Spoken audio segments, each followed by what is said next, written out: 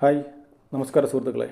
നമ്മളുടെ എല്ലാവരുടെയും വീടുകളിൽ പൊതുവെ കണ്ടുവരുന്ന ഒരു പ്രോബ്ലമാണ് LED ലൈറ്റുകൾ ഡിമ്മായി കത്തുക എന്നുള്ളത്.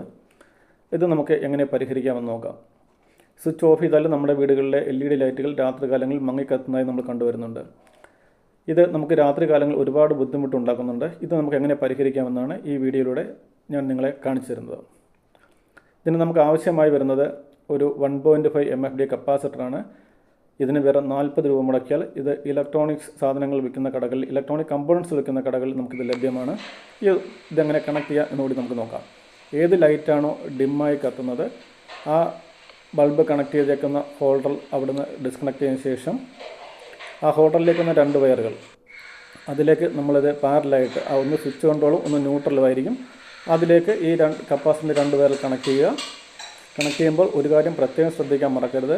മെയിൻ സ്വിച്ച് നമ്മൾ ഓഫ് ചെയ്തിട്ടുണ്ടാവണം.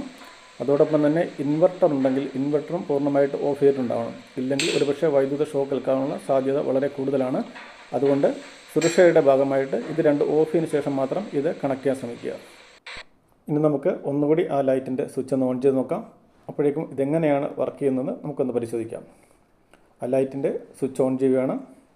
ആ ലൈറ്റ് ഇപ്പോൾ പൂർണ്ണമായിട്ട് നല്ല ബ്രൈറ്റായിട്ട് തന്നെ കത്തുന്നുണ്ട്.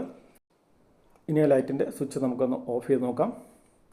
കണ്ടോ, സ്വിച്ച് ഓഫ് ചെയ്തു. വെറും 4-5 സെക്കൻഡുകൾക്കുള്ളിൽ ഈ ലൈറ്റ് പൂർണ്ണമായിട്ട് അണയുന്നതാണ്. ഈ വീഡിയോ നിങ്ങൾക്ക് ഇഷ്ടപ്പെട്ടെങ്കിൽ, ഉപകാരപ്പെട്ടെങ്കിൽ ഈ ചാനൽ നിങ്ങളൊന്ന് സബ്സ്ക്രൈബ് ചെയ്യുക, ഒന്ന് ലൈക്ക് ചെയ്യുക. താങ്ക്